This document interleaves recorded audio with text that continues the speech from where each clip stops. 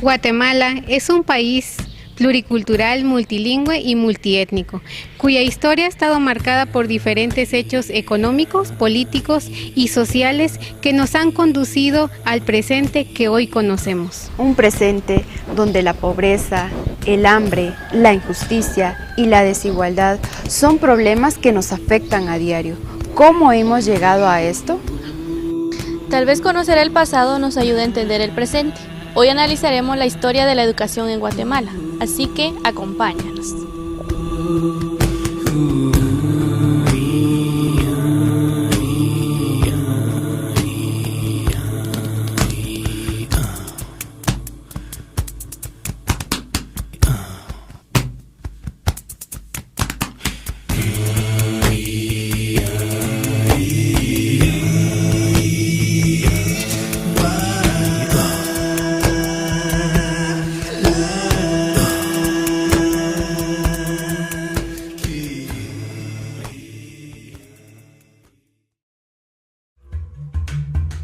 Para realizar un análisis profundo de la educación en Guatemala, iniciaremos hablando de la educación de los antiguos pueblos mayas.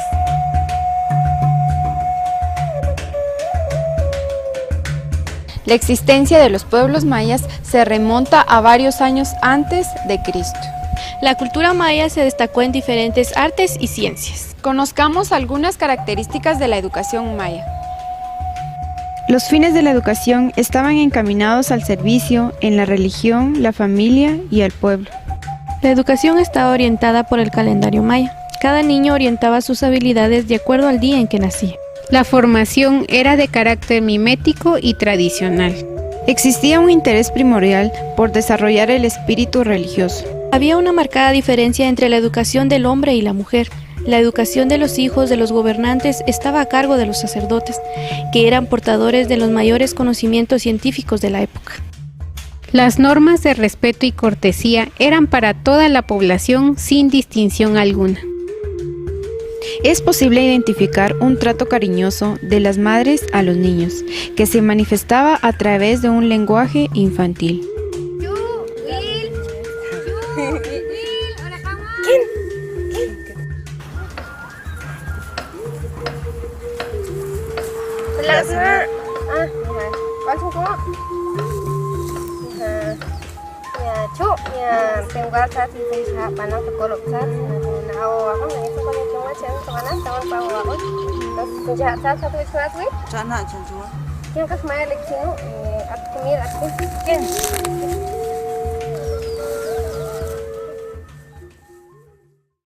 Aunque la educación maya era sistemática, tenía muchas fortalezas que determinaron el desarrollo de los pueblos. En la actualidad, muchos pueblos todavía conservan los principios heredados de los abuelos y abuelas, tratando de hacer viva su cultura en una época donde la globalización amenaza su existencia.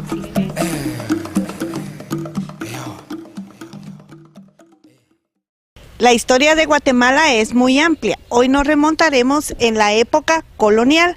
Esta época se refiere a la colonización que realizaron los españoles al territorio guatemalteco con su población indígena y data del año de 1524 al 1821, época independiente.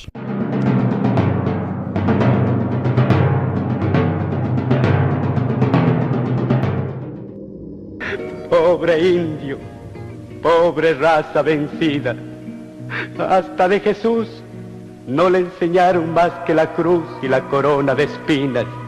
Nunca le dijeron que era hermano del hombre que habla castellano, y a golpes como de las minas extrajeron de su cuerpo el oro. Por eso no tiene más amigos que el asno, el perro y el toro. Anda. La crueldad y el fanatismo religioso. Los colonizadores despojaron a los indígenas de su tierra y los tomaron como esclavos. Estos los vendían o los prestaban. Los indígenas recibían tratos inhumanos y eran considerados como menos. Para ellos no existía oportunidad alguna. La vida cultural y económica de los indígenas estaba en pleno desarrollo, pero con la llegada de los españoles, esta se estancó. Si tan solo supieras, amigo, de mi angustia, cómo pigaban sin razón. Indio, capizayo al suelo. Indio, calzoncillo al suelo. Indio, boca abajo. Cuenta los azotes. 1, 3, 5, 7, 25, 75. Así aprendí a contar con mi dolor y mis llagas en tu castellano. Y luego, levantándome sangrando, tenía que visar mano y látigo de verdugo. Dios se lo pague a mí, decía, de dolor y de tristeza. Los colonizadores ejercían su acción culturizante mediante las misiones evangelizadoras. Las distintas órdenes religiosas que operaban en Guatemala recibían instrucciones del rey de aprender las lenguas habladas por los pueblos indígenas con el objeto de convertirlos al cristianismo. El periodo colonial se caracterizó por la crueldad con que trataban a los indígenas. De allí surgen algunos personajes defensores de los mismos, entre los cuales podemos mencionar a Fray Bartolomé de las Casas y el reconocido hermano Pedro de Betancourt, que se ubicaba en Antigua Guatemala. Un hecho que marca esta época fue la Inquisición, la cual fue utilizada como un instrumento de represión, en la cual perseguían a los que no profesaban la fe católica y a los que participaban de las modernas ideas económicas y políticas. Esta época se caracterizó por la falta de limitación educativa hacia los indígenas, limitaciones y atraso en la cultura, iglesia y Estado. Otro aspecto importante a mencionar durante la época colonial es la educación. Estuvo regida por la forma de organización feudal que los españoles trasladaron a América. Era de tipo confesional porque estaba en poder de la iglesia. Los objetivos existentes para las masas indígenas era la castellanización para poder efectuar una cómoda explotación, y la evangelización correspondía a un espíritu altamente religioso. Los servicios educativos fueron así un privilegio de la memoria dominante representada por los encomenderos, los aristocráticos y el clero.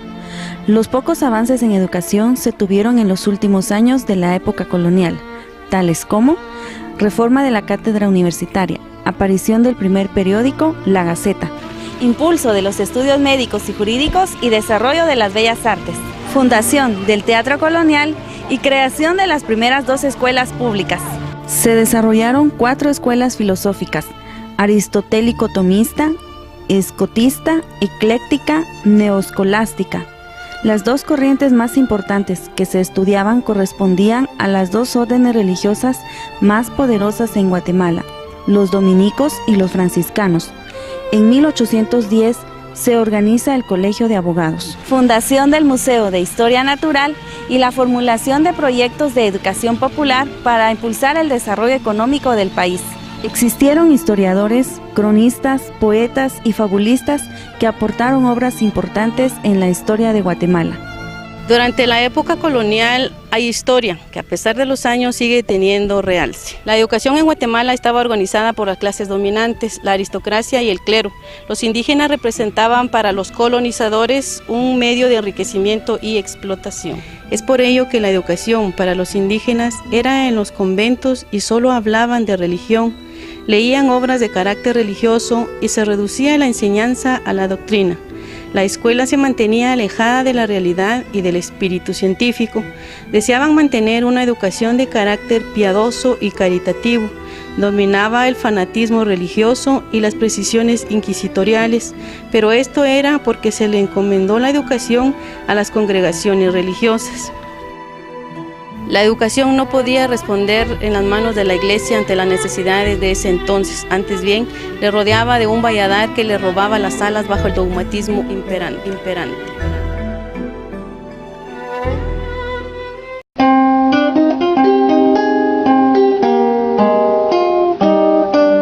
Después de la época colonial, se dio la época de la independencia y el régimen conservador de los 30 años. Este se inició con la independencia de Guatemala en 1821 y terminó en 1871 con el régimen liberal, que estuvo en nuestro país. Dos tendencias fueron las que gobernaron en ese entonces. Uno, el liberalismo, y se trata de poder realizar principalmente tareas para mejorar la República de Guatemala. ¿Quiénes fueron los integrantes de este liberalismo? Fueron los profesionales, los terratenientes y los comerciantes. Sin embargo, a pesar de que son terratenientes y comerciantes, tenían una idea de progreso con nuestra República. Ellos tenían esa idea de que la educación podía sacar adelante a la República. Sin embargo, la otra tendencia, que era el conservatismo, ellos sí tenían como representantes a los terratenientes feudales y a los comerciantes. Ellos eran los que realmente buscaban el apoderamiento del gobierno y tenían el temor de perder ese gobierno y esa economía que tanto tenían en ese entonces. Ellos buscaban entonces abolir totalmente la educación. Y pese a esto, se dieron varias situaciones durante toda esa época que vamos a ver a continuación.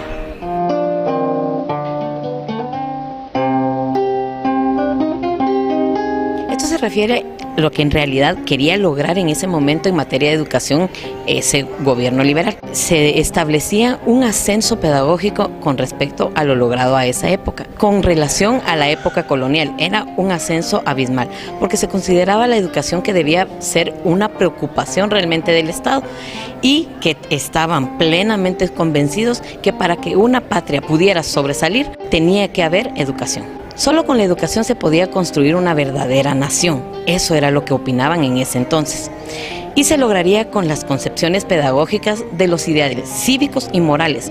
¿Y por qué es fundamental esto? ¿Por qué? Porque en lo cívico obviamente era el amor a la patria, era lo que realmente se necesitaba como ciudadanos. Y lo moral, es fundamental tener esas bases morales, el respeto, todos los valores que se necesitan para poder engrandecer una generación. Y en este caso también buscaban una educación para todos, es decir, una educación que tuviera una cobertura completamente grande en nuestro país. Y las bases para poder implementar esa educación, realmente el conocer qué habilidades y qué destrezas tenía cada uno de los estudiantes. De ahí también que podemos retomar y que podemos ver que se utiliza la educación especial que hoy vemos en día.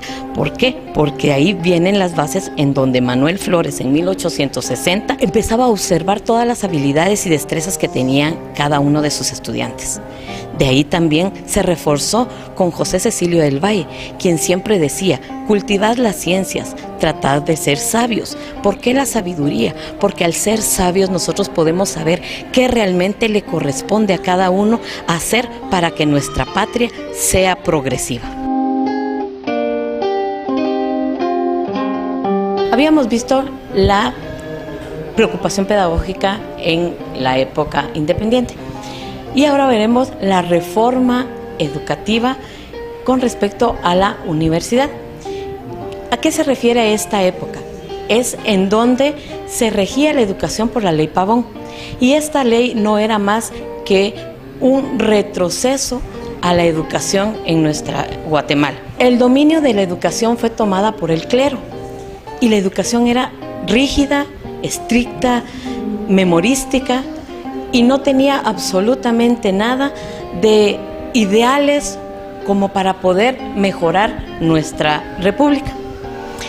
En este caso, se buscó algo que pudiera realizar una modificación a esa reforma y se dio lo que contenían las escuelas primarias y las escuelas de educación que se crearon para poder expandir la educación. Esto era todo lo contrario a lo que venía siendo la reforma educativa universitaria. Lo que buscaba esta creación de escuelas era la cobertura en la educación.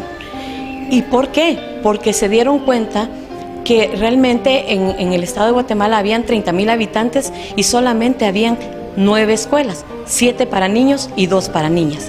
Entonces se dieron cuenta que no era realmente una cobertura para todos. Entonces lo que hicieron fue crear nuevas escuelas para que se pudiera llegar la educación a todos los lugares. Y también lo que fue fundamental es que ya pensaban en incluir a las personas indígenas, que era la mayoría en nuestro país.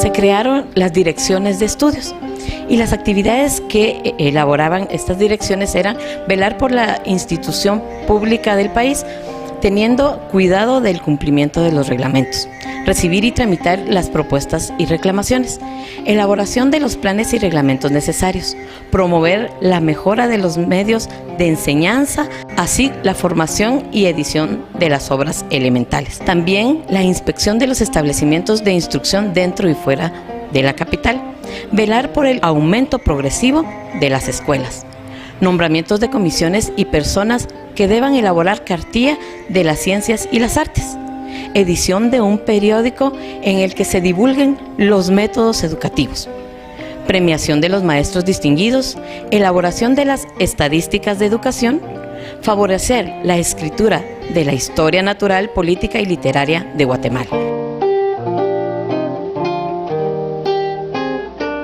Para finalizar nuestro tema, vamos a hablar del sistema lancasteriano. Fue implementado en esa época para poder realizar cobertura en la educación y se llevaba a cabo por medio de que el docente era el encargado de poder enseñar bien a un estudiante, el más aplicado de su salón, para que él pudiera ir y impartir las clases en grupos más pequeños.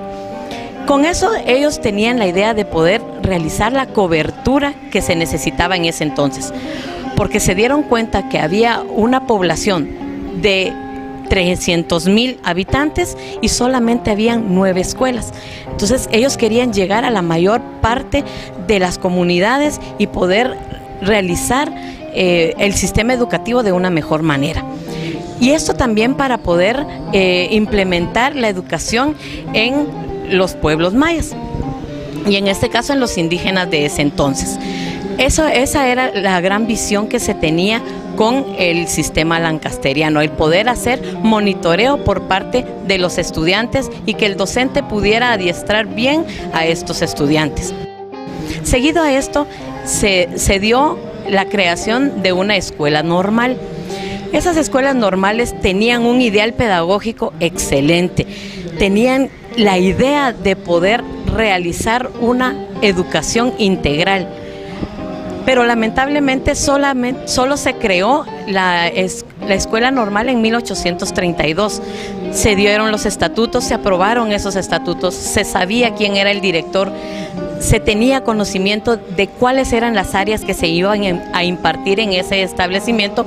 Sin embargo, no se encontraron ningún registro de egresados de esas escuelas, pero sí fue muy importante porque eso dio pie a que existieran las escuelas normales que ahora tenemos, y en este caso podemos mencionar el Instituto Normal Mixto Alejandro Córdoba, que fue parte de esa creación de las escuelas normales.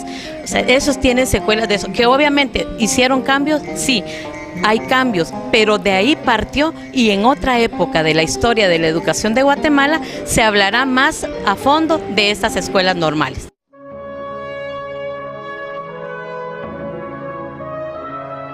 Guatemala ha vivido bajo la supremacía de los que ejercen un poder sobre otros, donde la iniquidad y la injusticia han prevalecido por muchos años, dejando así a un país pobre, analfabeto e inculto. Para ello nos referimos y queremos conocer acerca de cómo fue la situación de la educación durante la época independiente. Para dar respuesta a estas preguntas contamos con la presencia del docente Ronald Castro. Bienvenido. ¿Qué nos podría comentar usted acerca de la situación de la educación durante la época independiente? Bueno, ante todo, gracias por haberme invitado. Para que yo les pueda dar la respuesta a esta pregunta, es necesario que conozcamos también cómo fue esa época, dónde inició esa época. Tenemos, según la historia, cuenta de que en 1820 un sentimiento crea un movimiento este movimiento fue de rebelión, tanto ideológica como política. Siendo así, se empieza los primeros pasos de independencia, que es por esto que se le llama época independiente, y toma importancia el 15 de septiembre de 1821 con la firma de la independencia de Guatemala. Como bien sabemos, este primer movimiento tenía una inestabilidad política. Se caracteriza por la inestabilidad de la pedagogía. No se tenía concretizado un ideal pedagógico. Siendo así que durante este periodo los mandatarios tuvieron la oportunidad de crear educación que se basara más que todo en la política guatemalteca, pero más sin embargo no se concretizó y fue de carácter exclusivo, porque no fue tan inclusivo como hoy día es. ¿Cómo influyó la economía y la política en la educación en esta misma época? Bueno, la economía y la política juegan otro papel muy importante durante esta época. Tenemos que retroceder y volver a caer en una de las fechas importantes de la independencia, que es el año de 1832, cuando nuestro mandatario era el doctor Mariano Gálvez. Él es uno de los precursores de la educación en Guatemala, o sea, se le conoce como uno de los primeros pedagogos, porque él impulsa el arreglo general de inclusión pública, que a la vez fue un decreto educativo que fundaba las primeras bases de pedagogía y de lo que sería el día de hoy nuestra educación.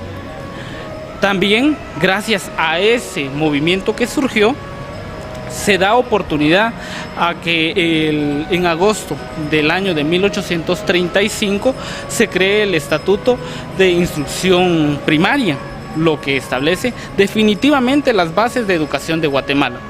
¿Por qué decimos que las define definitivamente? Porque para esta época es que se dice que la educación de Guatemala es laica, gratuita y obligatoria. Y como pedagogos debemos estar enterados de que esta educación era visionaria, pretendía ser incluyente. Mas sin embargo, tenemos un retroceso, tanto en la economía como en la política. Porque recordemos de que hubo un periodo del año 1838 hasta el año 1871, en la cual hubo un retroceso tanto en pedagogía como en la política.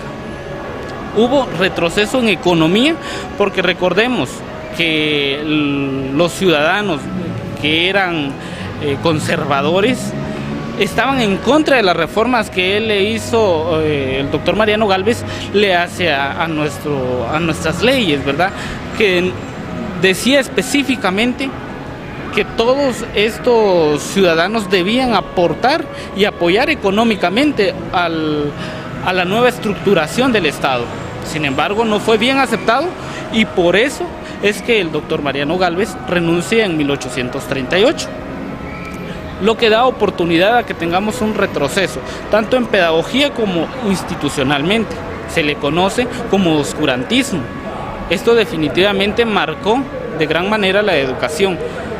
Podemos decir que la política en un inicio apoyó, gracias al licenciado José Cecilio del Valle, un prócer de la independencia, que tenía muchos deseos y era visionario de lo que iba a suceder en Guatemala.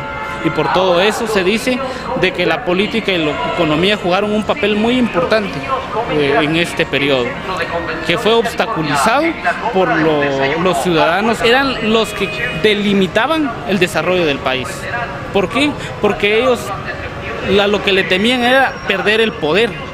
Pues ellos se establecieron en la política desde las bases de exportación y todo, ¿verdad? Entonces ya no querían dejar crecer al país. Entonces la economía no apoyó tanto en ese entonces. y la política al inicio apoyó, pero posterior a ello hubo una obstrucción. La educación fue incluyente durante el mandato del doctor Mariano Gálvez. Posterior a ello y posterior a su renuncia, llegan al poder los conservadores, lo que obstaculiza la pedagogía y nos hace retroceder en el tiempo. Volvemos a caer a un sistema en precariedad, donde se excluía a la mujer y no formaba parte importante. Mas, sin embargo, se hicieron algunas modificaciones, pero por mi parte solo es esta la información que te puedo dar. Pues agradezco mucho a usted por la información que nos ha podido brindar, y es un gusto para nosotros que haya podido participar en esta recabación de información.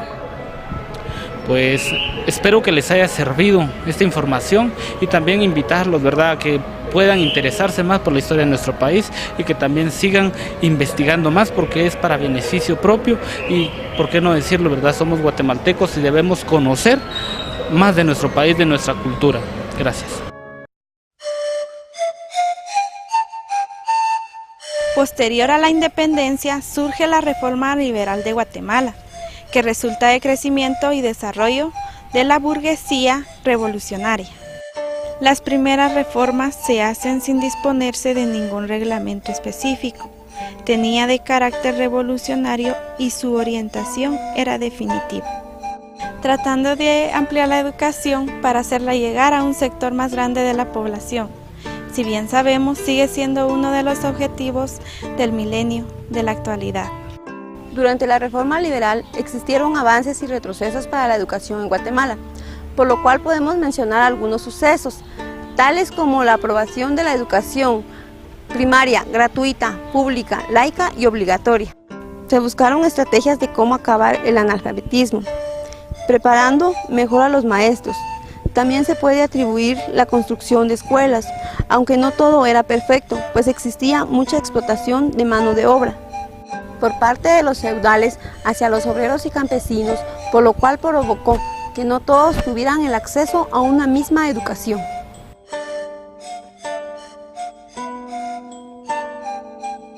En este momento nos encontramos en la Universidad Rafael Andívar para hacer una entrevista a la licenciada Luisa Esmeralda López para conocer acerca del punto de vista que ella tiene de la reforma liberal. Bienvenida, licenciada, es un gusto tenerla con nosotros. ¿Considera que desde la creación de la reforma educativa se han obtenido algunos avances?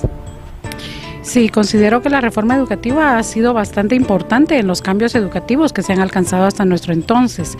Lamentablemente, la gran barrera que se tiene es el desconocimiento de esa reforma y el buen manejo de la reforma educativa.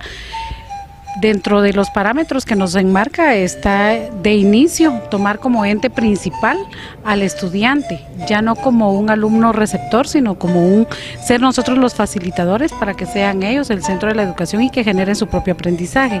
Sin embargo, pues repito, el desconocimiento de la reforma es la que ha dado pie a que no se logre el avance académico que se necesita y que se había propuesto. ¿Considera que todos los programas creados a partir desde la época revolucionaria han sido funcionales? Considero que lastimosamente no en su mayoría. Hay muchos programas muy buenos que han sido programados y planificados, orientados definitivamente para beneficio de la educación. Sin embargo, yo considero que no han sido de mucho beneficio porque no los han sabido aplicar. ¿Qué hace falta para alcanzar una educación de calidad e incluyente? Pues yo creo que para alcanzar esa calidad educativa que nosotros necesitamos en nuestro país, definitivamente lo primero es que los educadores estén conscientes del trabajo que tienen que desempeñar. Si nosotros como docentes estamos conscientes de la labor que tenemos, de la formación que necesitan nuestros estudiantes, yo creo que de ahí partiríamos para alcanzar esa calidad educativa. Agradecemos la participación de la licenciada Esmeralda, ya que a través de su punto de vista podemos conocer más de nuestro tema. Cabe destacar que durante la historia de la educación en Guatemala, los personajes que más se les puede atribuir aportes a la educación son los presidentes Juan José Arévalo Bermejo, Jacobo Arbenz, quienes lograron un gran porcentaje de inserción estudiantil. Con este documental se pretende dar a conocer de forma breve datos relevantes que marcaron la historia de la educación en Guatemala.